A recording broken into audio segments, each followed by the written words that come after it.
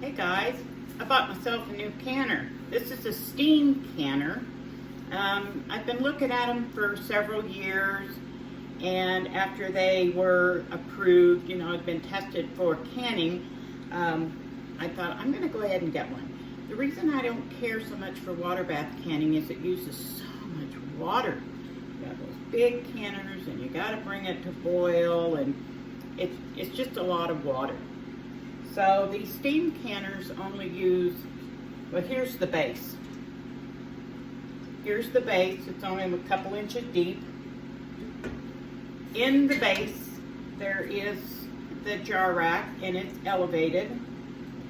It says, I've already started putting some water in. It says it takes about 2.5 quarts of water to bring it up level with the jar rack. So I've got a couple quarts in already, and I'm going to go ahead and pour. Got another half quart here. We'll see. Yep, that brings it right up to the jar rack. Now it recommends that I do a test. And here's the top that you set over it. Looks like a cake pan thing, doesn't it? But here's the top that you set over it. And this one has a temperature gauge on it according to your elevation. Mine will be in zone 1, which is 0 to 3,000 feet altitude. So it recommends that before you use it for the first time, of course you wash it. Minor assembly was required. I had to put the lid on and put the gauge in, but it was very simple. Just took a Phillips screwdriver. And then it says to fill 4 quarts of water. You don't need to put the lid on, just 4 quarts of plain water. So I'm going to get 4-quart jars and fill them with water, and I'll put them in the... Oops, sorry guys, I just noticed I had the fan running in the background. I hope it wasn't too much noise. I apologize. The brand that I bought is a Fruit Saver. For some reason it said when you put the gauge on the top, you have to put it on so that it can be read from the Fruit Saver. I don't know. Maybe that's how it tells if the screw is tight enough in there. This one says it can hold, let's make sure, I'm pretty sure it's 7 quarts and 8 or 9 pints, which is, standard canner size. 8-pint jars or 7-quart jars, and that's pretty standard canner size.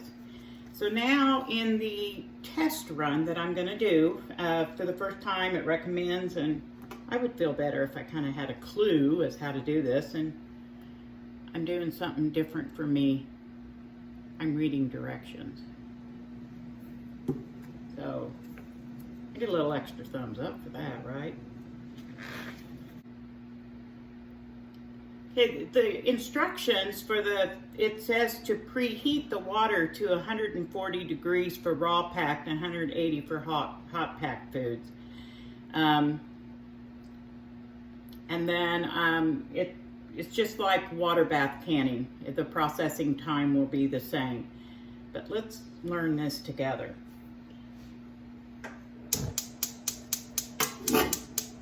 Now it says it can take up to, after you put the lid on and start the timing, I think it did say that it could take up to 25 minutes for this to get up to the right heat.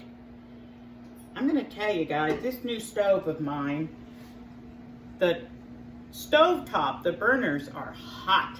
They burn hot, and I have 5 burners, so 2 large ones, and those burn very hot. I really have to keep an eye on them. I have a really small one in the back, which is perfect for making my ghee because it goes really, really low. So I can put my butter back there and put it on low, and 3 hours later. And then of course it has the middle burner. Anyway, the new stove. Also the oven I'm impressed with the oven in this new range because it doesn't heat up my house like my other oven do. I don't know. Maybe it keeps more of the heat inside and you don't lose as much. I'm impressed with this thing. How many of you have a life that boring that a new kitchen range is the excitement of your life?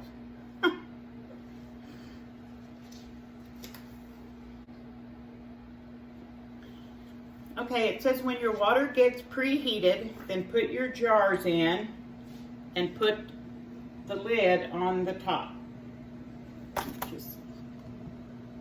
I've got my 4 jars of water sitting there on the jar rack. I'm gonna put the lid on. Okay guys, it's been about 15 minutes and my zone is the top one, the dark green, zone 1. As you can see, the green needle is there. So it says once it gets up to that point is where you start your processing time.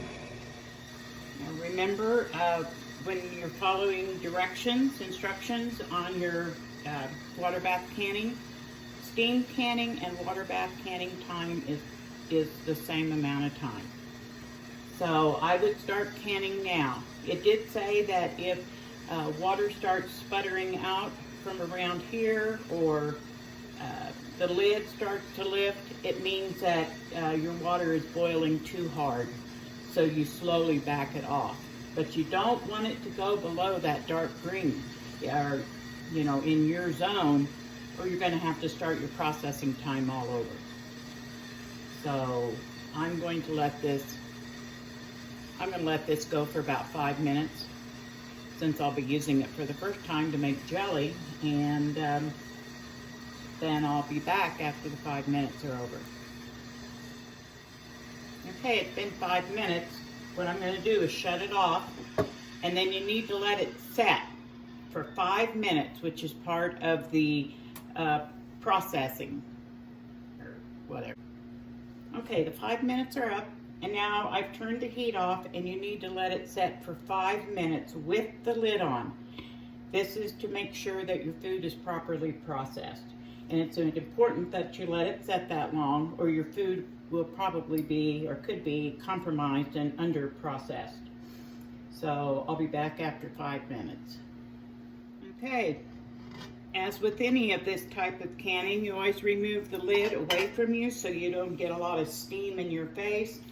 Remember, this was just a practice run. I didn't have to put lids on the jars. It was just practice for me to get ready and to test the canner and make sure everything is okay. And like I said, water bath canning wastes so much water. These jars are going to be set aside, and when the water's cooled down to room temperature, I'll be watering my houseplants with it. So that's not going to get dumped down the drain. All right, guys, this has been kind of fun for me. I'm excited to get to start using this, and I'm certain it's going to save me a lot of time. See you in the next video. We're going to make jelly.